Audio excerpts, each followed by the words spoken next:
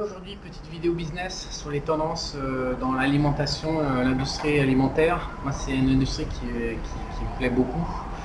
Aux États-Unis, c'est en train vraiment de bouger dans le secteur. En fait, il y a une partie de la population qui s'est rendu compte, qui a pris conscience que bouffer de la merde comme ça à longueur d'année, ça menait nulle part et puis ça les dématait.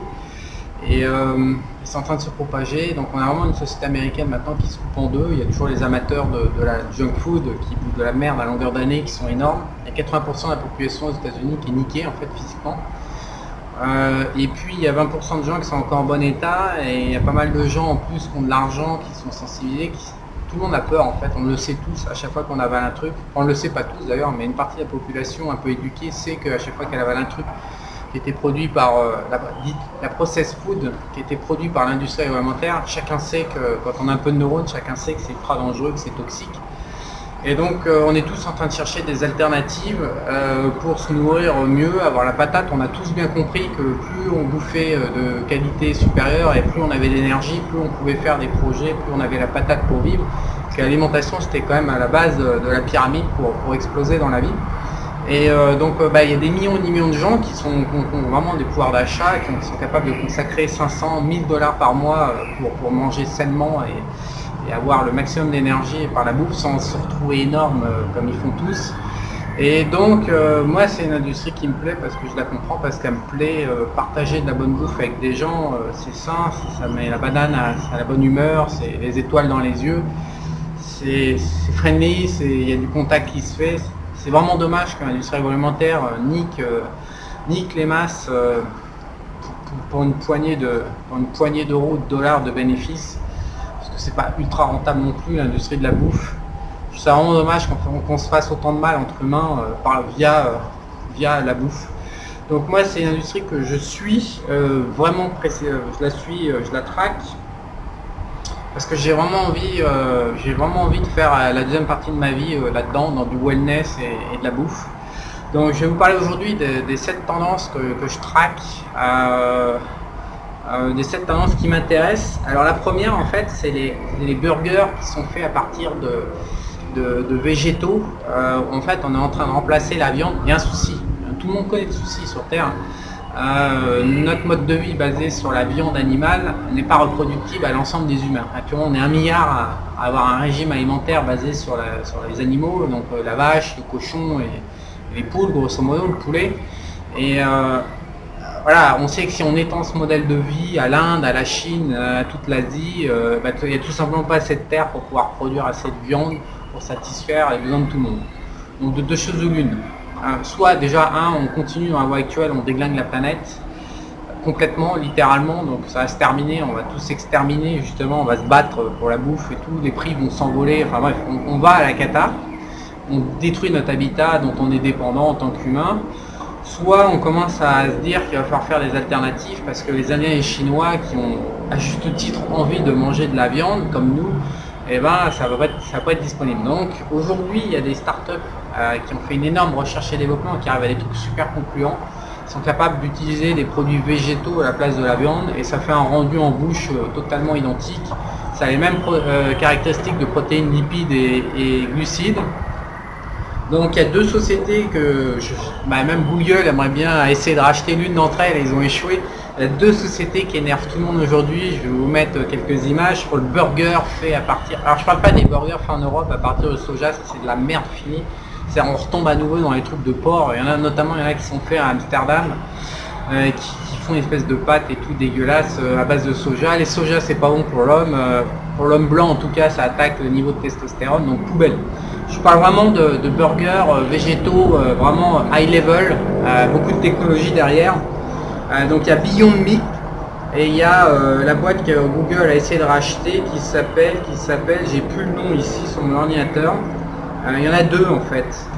Impossible Food, voilà. Il y a deux sociétés, deux startups, il faut vraiment les surveiller. Impossible Food et au-delà de la viande, Beyond Meat. Donc ils sont, tout le monde, c'est hallucinant. Qu'on le mette en burger cuit au barbecue ou sur une poêle dans la cuisine, n'importe quoi, c'est complètement hallucinant. Donc c'est fait avec... il y en a un, c'est fait avec plus de 100 ingrédients, donc l'autre c'est fait avec de la coco mélangée avec je sais plus trop quoi. Il y a une dizaine ou une quinzaine d'ingrédients. C'est totalement renversant. Tous ceux qui, si on fait des tests en aveugle, il y en a plein, si on leur dit pas que c'est un steak végétal, ils s'en aperçoivent à peine. La majorité s'en aperçoit pas. C'est vraiment un remplaçant à la viande de bœuf qui tue la planète. C'est une superbe tendance. Donc comment exploiter cette tendance, monter des restos qui proposent ce genre d'alternative, donc de la viande végane, qui n'est pas de la viande mais qui ressemble comme deux gouttes d'eau. Il y a plein de moyens. Alors soit on crée un laboratoire qui va être capable d'élaborer un produit capable de produire la viande végétale, soit on fait on transforme, c'est-à-dire qu'on prend la viande et puis on fait des plats cuisinés à l'aide de cette viande. Encore une fois en France, mais comme d'habitude c'est toujours détestable, mais en France, notre pays va vraiment dans le mauvais sens. Ils utilisent la viande issue de soja, donc je sais pas si c'est à l'Europe entière à cause d'Amsterdam, à cause de la Hollande, mais voilà, il y a vraiment moyen de produire des plats cuisinés à partir d'une vraie viande, d'une vraie végane viande. Et c'est vraiment prometteur, et en plus ça fait du bien au futur de l'être humain, ça garantit un futur plus propre pour l'être humain, donc c'est une super tendance à exploiter. C'est la tendance numéro 1. Ensuite, qu'est-ce que j'ai vu? J'ai vu en fait des restos, il y en a au Japon, il y en a aux États-Unis, je sais pas où est-ce qu'on en est en France. Comme vous le savez, distribuer la bouffe la plupart du temps. Je vais prendre un exemple très concret. En fait, entre le moment où on fabrique la bouffe et le moment où le consommateur peut la consommer, ce qui coûte le plus cher, c'est pas la bouffe, c'est tout le circuit en fait. Par exemple, si vous prenez du lait d'amande qui va être vendu 3-4 euros pièce la brique, donc si on enlève les taxes, la marge distributeur, etc., le principal coût de fabrication c'est la brique. Sinon c'est de la flotte avec 5% de purée d'amande, etc. Donc dans la distribution alimentaire, l'idée, qu'est-ce qui coûte cher aujourd'hui? C'est le travail humain, ça coûte très cher dans les pays occidentaux industrialisés.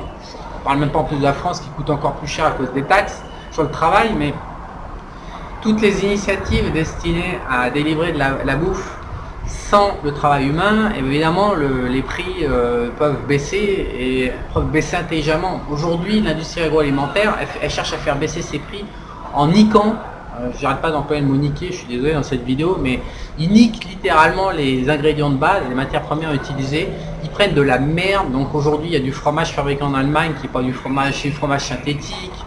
On a de la viande qui est fabriquée n'importe comment. Bref, ils dégradent complètement l'alimentation. Ils nous servent une merde chimique sans nom, ultra toxique. Tout ça pour abaisser les prix de revient, parce que l'être humain, vous comprenez bien que si on mange 2000 calories par jour, on ne peut pas faire manger l'humain 2500 calories par jour sans devenir tous énormes et malades. Donc en fait, ils n'ont pas d'espoir de croissance en volume, puisqu'on mange déjà ce qu'on doit manger. On ne peut pas comme ça étendre, à moins de faire de la démographie positive, mais que ce soit en Allemagne ou en Europe, enfin on a tous un problème de démographie, tous les pays européens ont un problème de démographie, donc il n'y a aucun espoir pour l'industrie agroalimentaire d'augmenter ses volumes de vente. Donc le seul moyen d'augmenter ses bénéfices, c'est de dégrader les ingrédients de base dans lesquels ils rentrent dans la composition des produits qui sont en vente. C'est infect, c'est abominable, c'est décevant, c'est malheureux, il n'y a pas de mots pour qualifier ça, surtout en plus avec les conséquences santé qu'on connaît. Donc aujourd'hui, il y a des startups qui sont en train de réfléchir à distribuer de manière plus intelligente la bouffe, notamment en automatisant, c'est-à-dire en enlevant le contact humain dans la distribution de la bouffe. Donc il y a des automates beaucoup plus modernes avec des robots qui sont en train de naître, notamment à New York, il y a 50 automates qui distribuent des plats préparés. Donc on arrive, on fout la carte bleue, puis il y a une espèce de sac, je vais vous mettre la photo à quoi ça ressemble, qui balance le plat tout préparé. Et, donc il y a 350 000 clients qui utilisent ça à New York déjà. C'est vraiment une tendance. J'ai vu aussi passer de la distribution alimentaire, une épicerie fine dans un conteneur qui se déplace sur roue libre. Je vais vous mettre la photo aussi en même moment où je parle. Donc ça c'est en Chine que ça a été créé. Donc vous avez 50, 100, 200 produits qu'on va consommer, un peu comme les 7-Eleven en Asie qui sont partout. On fait 200 mètres et il y en a un tous les 200 mètres, un 7-Eleven avec tous les produits de première consommation, voilà, pour survivre. Donc c'est mis dans un container, voilà, et on arrive et à 24-24 on peut l'acheter là-dedans. Donc pareil, pas d'humain, donc des coûts bas, et ça évite d'aller chercher, d'aller traficoter les ingrédients de base pour baisser les prix de revient. Donc là on enlève carrément l'humain et on utilise des robots. Et on va le voir de toute façon les autres tendances. la robotisation dans l'alimentation, elle est fondamentale pour l'alimentation du futur, va vraiment reposer sur la robotisation. Qu'est-ce qu'on a d'autre dans la robotisation et la distribution? On a une chaîne une chaîne végétarienne qui est spécialisée dans le quinoa, donc une céréale qui prend son envol en ce moment dans tous les pays occidentaux. Des bols de quinoa avec des salades, etc. et l'agrément de salade. En fait, c'est pas des salades de riz, c'est des salades de quinoa. Donc qui vendent ça 7 $ pièce et c'est vendu dans une espèce de cubis dans des murs en fait. C'est opérationnel à San Francisco, à Los Angeles. Et pareil, il n'y a pas d'humains qui sont là pour distribuer. Il y a plein d'initiatives aux États-Unis, ça vous intéresse, pour la distribution alimentaire de manière robotisée. Et les clients suivent. Donc ça permet de maintenir les prix bas. On peut servir de la bouffe de qualité et c'est tout à fait intelligent et pertinent. On enlève les humains. La troisième tendance qui m'intéresse, c'est le meal remplacement. C'est en fait, je vais vous montrer ce que j'en ai là, j'en ai ramené de Panama d'ailleurs. C'est des farines en fait, des farines. Je vais chercher la box, je reviens. En fait, c'est des farines. Aujourd'hui, toute l'alimentation occidentale, notamment française, américaine, aux États-Unis ils utilisent beaucoup de maïs et en France ils utilisent beaucoup le blé. Donc en fait, ce sont des farines avec de l'eau. Donc on va faire le pain, on va faire toutes des galettes, on va faire des gâteaux, on va faire tout un tas de trucs. Et en fait c'est des farines qui sont toxiques. On le sait, le blé aujourd'hui est toxique pour l'humain, grave, parce qu'ils ont modifié les génomes du blé pour pouvoir obtenir ce qu'ils veulent en agriculture. Et aujourd'hui c'est vraiment de la merde finie à nouveau. Il faut vraiment, si vous tenez à votre santé, l'un des premiers ingrédients à virer intégralement de votre santé, c'est le blé en fait. Donc aujourd'hui, ils font des farines beaucoup plus évoluées avec c'est une association de 15 céréales, graines. Donc qu'est-ce qu'il y a? Il y a du chia, il y a du riz, et en plus ils mettent des carottes, des machins, des bordels, des flaxseeds. Donc c'est du quinoa bien sûr pour balancer. Il y a du bean, des haricots parce que ça permet de faire des protéines complètes avec un profil d'acide aminé complet. Il n'y a pas que ça, il y a des lentilles, des pumpkins, alors je sais pas, des graines de tournesol, il y a des azuki, donc ça c'est des beans du Japon, du millet, de la marrante, le bleu couette c'est le blé noir qu'on utilise dans les galettes, voilà, je vais commencer en français. Bon bref, donc ils mixent tout ça et ils obtiennent, voilà, donc c'est Garden of Life, moi c'est ce que je consomme, donc c'est de la farine, c'est sous forme de farine. Donc ça c'est du meal replacement, c'est-à-dire qu'en plus ils mettent une quinzaine de vegetables sous forme de poudre, encore une fois, blackberry, des fruits, de la carotte, de la tomate, du brocoli, voilà. Ils mélangent tout ça, donc on se retrouve avec une poudre qui a un profil d'acide aminé et de protéines qui est parfait. Il y a des probiotiques, il y a tout un tas de trucs, il n'y a pas, tout est 100% bio, il n'y a pas de sugar, il n'y a pas de GMO, d'OGM, c'est pas gluten free, c'est vegan, c'est raw. Il n'y a pas de produits laitiers, les produits laitiers c'est de la merde finie à nouveau, il faut dégager ça de son alimentation de toute urgence, même si en France ils sont complètement accros au lait. Mais ouais, le calcium oblige, on a des manques de calcium, ouais, super. Ouais. Donc moi je vous recommande, donc ça c'est une nouvelle farine comme ça dite un peu intelligente, donc ça c'est de la raw organic protéine, donc c'est bien chargé comme il faut en protéines, et c'est pas fait à partir des protéines de lait comme la whey protéine, donc ça passe nickel dans le corps, moi j'utilise ça. Il y a une autre marque qui s'appelle GNC, si vous connaissez. GNC en fait aussi. Moi, je préfère Garden of Life.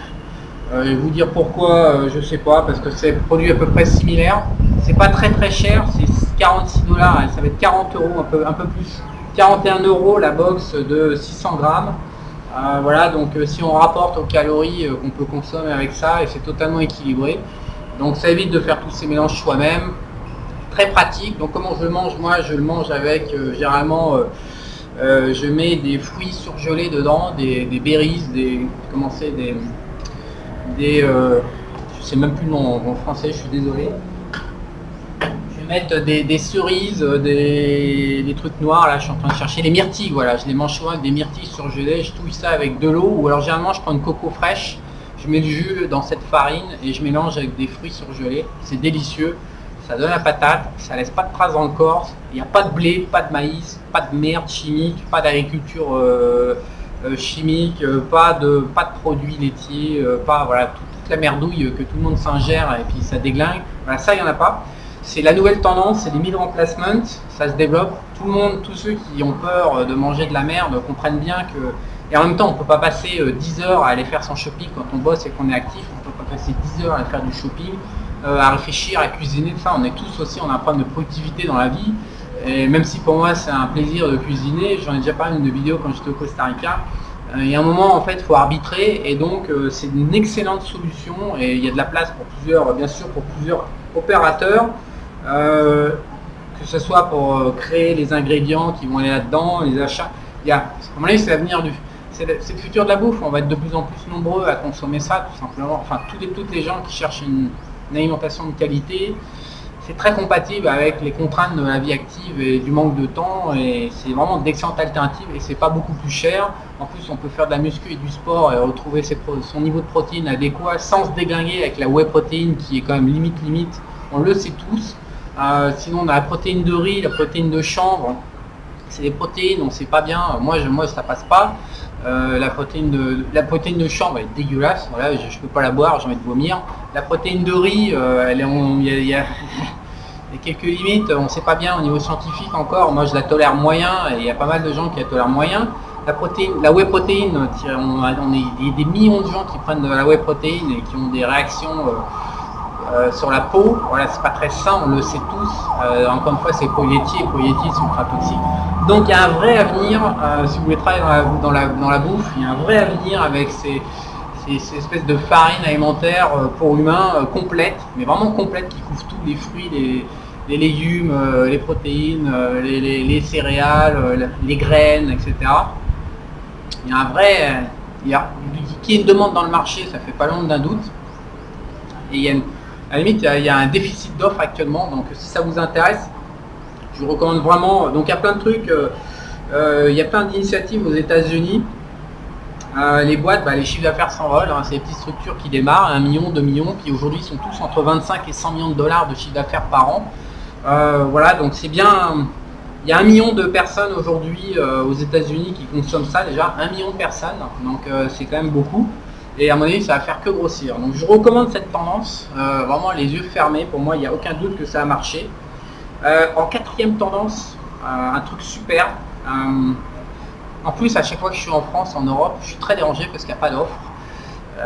J'étais à Amsterdam pendant 2 jours, pendant 3 jours récemment, il y a 2-3 semaines, et je ne pouvais pas bouffer que de la merde.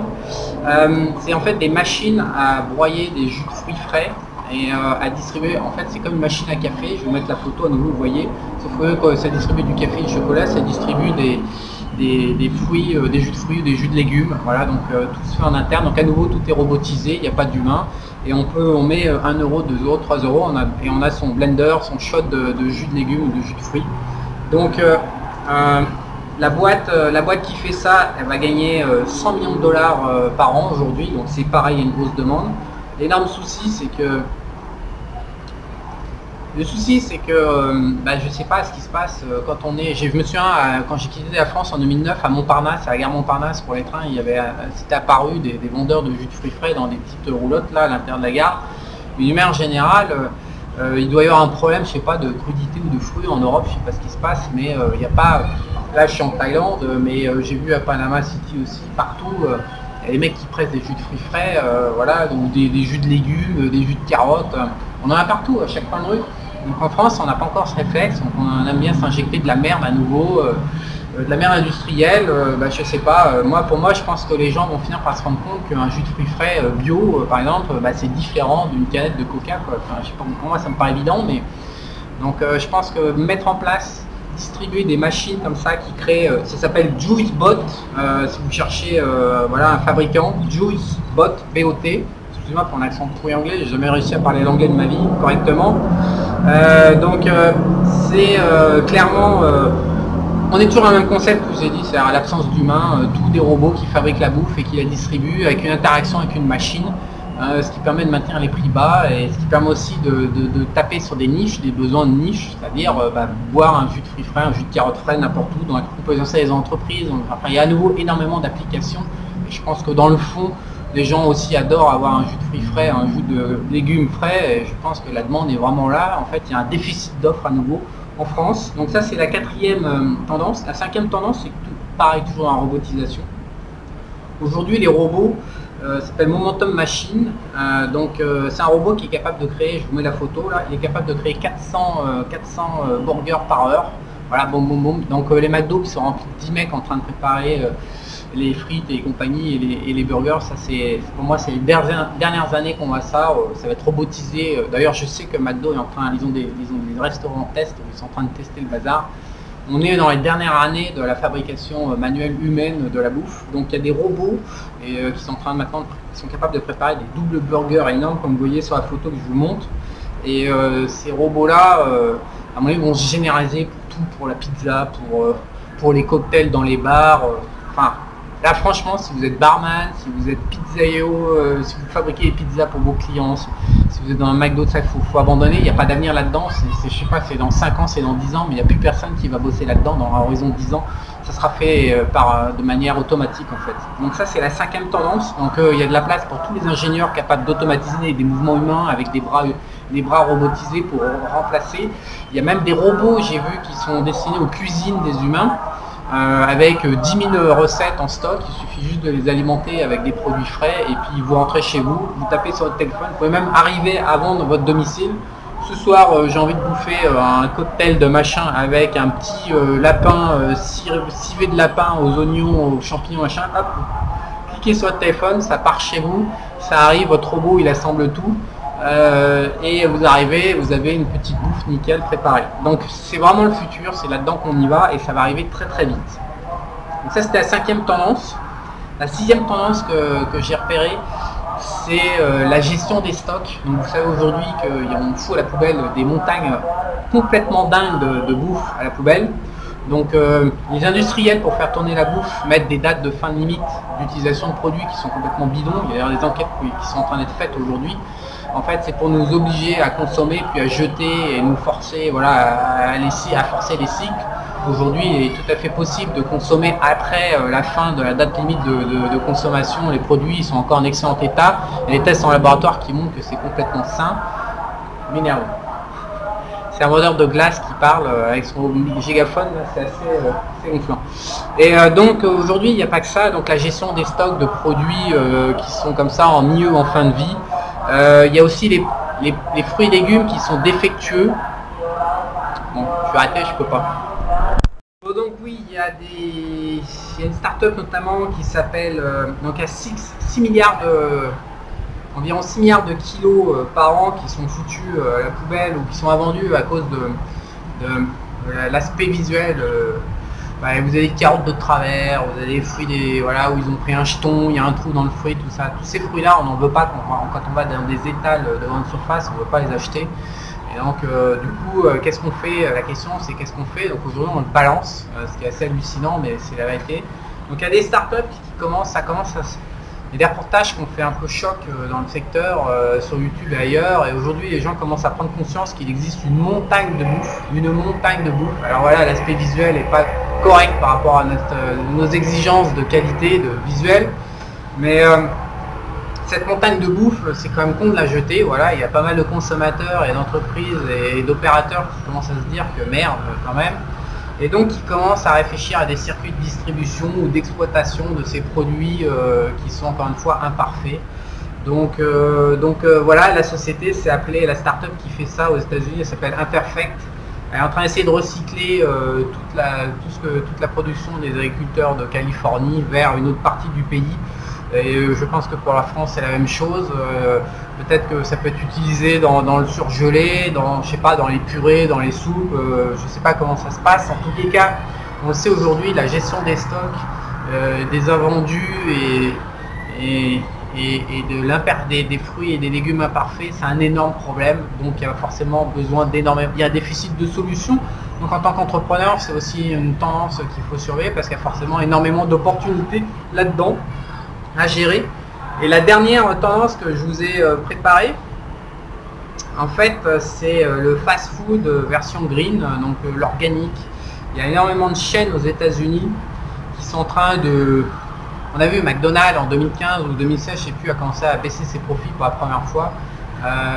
On est arrivé à un pic là, on a fait 40-50 ans de bouffe de merde, on est arrivé à un pic, je pense, il y a 2-3 ans. Et aujourd'hui, il y a une partie des consommateurs qui sont en train de grossir, demandent à bouffer de la meilleure qualité, sous toutes ses formes. À nouveau, c'est toujours le thème standard.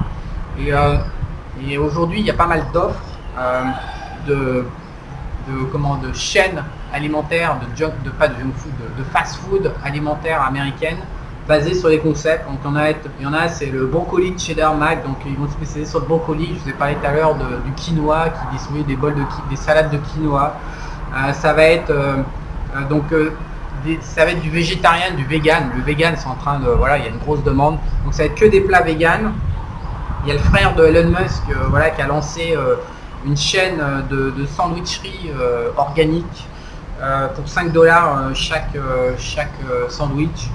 Il y a énormément de choses délicieuses à manger qui pourraient être cuisinées sous forme de fast-food et distribuées en masse, qui va s'écarter du steak frites dégueulasse, voilà, ou de tout un tas de bouffe qu'on est en train de s'ingérer encore une fois à longueur d'année et qui fait du dégât. Il y a énormément de possibilités de créer des salades. Quand on voit sur le net, il y a des dizaines, des centaines de millions de femmes qui partagent des recettes de cuisine qui sont absolument délicieuses. Des associations, des combos de jus de fruits et de légumes, de saveurs, ça explose la bouche, c'est tout à fait délicieux. Et aujourd'hui, ça se généralise dans le monde et je pense qu'on a encore beaucoup de place, il y a encore beaucoup de consommateurs à convaincre. Mais on le sait tous, une fois qu'on a quitté la junk food et qu'on est parti vers la bouffe d'une qualité supérieure, on a énormément de mal à revenir en arrière, tout simplement parce qu'on est malade. On a soit l'estomac, soit l'intestin, on a envie de gerber, on n'a plus d'énergie. On se rend compte, c'est à ce moment-là qu'on se rend compte combien c'est toxique, la bouffe agroalimentaire classique. Et je pense qu'un consommateur qui s'est lancé dans la voie de la bouffe de qualité supérieure, il ne revient pas en arrière, il est coincé, et c'est tant mieux. Voilà, donc ça fait 7-8 tendances à exploiter. Il y a énormément d'opportunités, c'est l'Eldorado. Donc robotisation et qualité alimentaire supérieure, c'est en train de se télescoper et on va enfin vers du meilleur. Pour enfin, alors, on est en train de monter en grammes et on est en train de devenir humain. En ce qui me concerne, je trouve abominable la manière dont on traite les animaux aujourd'hui, les animaux qu'on mange. C'est juste abominable, il n'y a pas de nom. C'est l'une de mes plus grandes sources de tristesse dans la vie aujourd'hui, je m'en cache pas. Je trouve ça complètement abominable, donc j'ai complètement arrêté de manger de la viande, à part quelques poulets. J'en mange, je sais pas, une fois par semaine de la viande, donc je me démerde autrement, notamment avec le replacement meal là, que je vous ai montré, le Garden of Life, les œufs bien sûr, voilà, mais j'ai vraiment réduit au maximum ma consommation parce que c'est abominable. En fait, on est tous les gens à qui on montre ce qui se passe sur la gestion des animaux qu'on mange. À chaque fois qu'on leur montre l'envers du décor, tout le monde a envie de vomir parce que c'est, encore une fois, il n'y a pas de nom, à moins d'être un psychopathe. N'importe qui a un début de sensibilité a envie de vomir.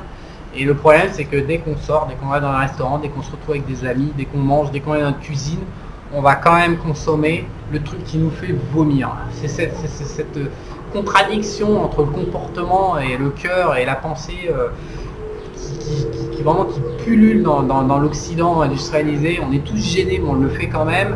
Et en le faisant quand même, on continue d'alimenter la machine qui déglingue, mais qui... Voilà, il suffit de voir les poules dans des cages qui ont 20 cm pour vivre pendant 1 an, 2 ans pour cracher leur... C'est une horreur, tout est une horreur. La bouffe de merde qu'on donne, donc en particulièrement en France.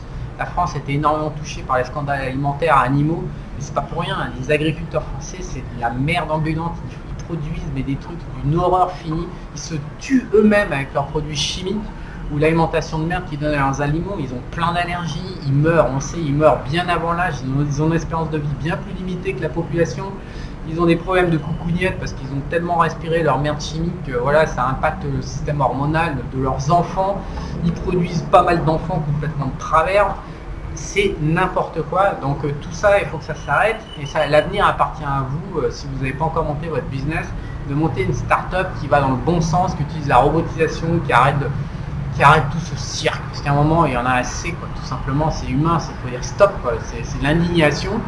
Donc moi j'essaye à mon petit niveau, voilà, et j'ai déjà par ma consommation personnelle, ça fait des années que j'ai changé de manière de manger, et derrière j'ai envie de devenir producteur et de surfer sur cette vague du mieux-être pour une fois qu'il y a une tendance économique qui est saine, qui fait du bien à la planète et aux gens. Bah, je trouve qu'il faut aller là-dedans. En plus, il y a des profits à faire, donc on peut allier passion, ou du moins on peut se réaliser quelque chose enfin qui est sain, qui a du sens, et en même temps gagner sa vie, donc c'est juste top.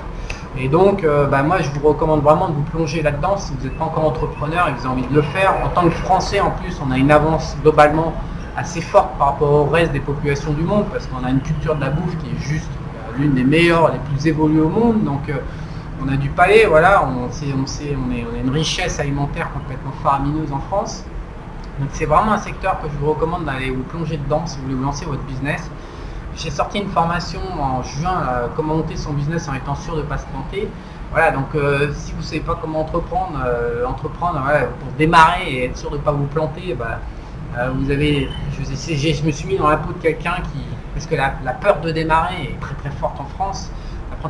L'apprentissage par l'échec, c'est quelque chose qui fait énormément peur. Donc j'ai fait cette formation pour répondre, parce que je voyais bien que les questions revenaient sans cesse, donc pour répondre à cette problématique de démarrer son business et d'être certain de ne pas tomber dans les 50% de faillite à horizon de 5 ans, parce que se planter, faire faillite, c'est désagréable, ça fait mal.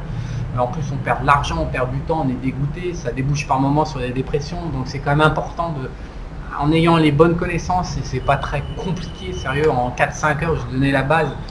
Il n'y a pas moyen de se planter si vous mettez en œuvre ces 4-5 heures avec ces grands principes à respecter. Voilà. Ensuite, tout le monde se dit j'ai besoin d'une idée, tout ça. Donc comme j'explique, l'idée de business, en fait il en faut une tous les mois, tous les 3 mois, il y a tout le temps besoin d'idées. Donc c'est pas une idée dont il y a besoin, il faut arrêter de se voiler la face, genre je démarre pas mon business parce que j'ai pas d'idée. Et enfin, si vraiment vous ne savez pas quoi faire de vous, mais vous avez une énergie et vous avez envie de monter un business et de vous enrichir, mais je viens de vous en donner 7 des tendances. Il y a assez blindé d'idées dans ces 7 secteurs. C'est en train de monter de tous les côtés, les chiffres d'affaires montent. Voilà, vous n'avez qu'à vous baisser, vous n'avez qu'à regarder ce que font les startups américaines, et vous n'avez qu'à copier, ramener ça en France et copier. Vous embêtez pas à créer, copiez juste ce qui marche aux États-Unis et appliquez-le sur le marché français. Les tendances que je vous ai évoquées, elles sont là, elles sont dures, elles vont jamais changer, ça ne va pas arrêter de croître. Il n'y a aucune interrogation à avoir, vous ne pouvez pas vous planter. Une bonne tendance, un job de chef d'entreprise, vous connaissez là où vous pouvez vous planter, vous avez bien réfléchi à votre stratégie. Et après il suffit de bosser, se lever le matin, bosser et réaliser ce à quoi vous croyez, et ça va le faire, tout simplement. Voilà, donc je vous mets le lien ci-dessous si vous voulez checker un œil sur ma formation pour monter son business en étant sûr de ne pas se planter. Et sinon, écoutez, j'espère que ça vous a inspiré. En tout cas moi, c'est des tendances qui m'inspirent, et je vais pas vous mentir, mais j'ai envie de devenir entrepreneur sur le marché américain. Et donc c'est par ce biais que je vais aller sur le marché américain, le biais du wellness et de la nutrition et de l'alimentation. C'est celui qui me parle le plus. Voilà, donc je suis impatient d'aller en découdre, et je vous invite à faire de même sur le marché français. À bientôt.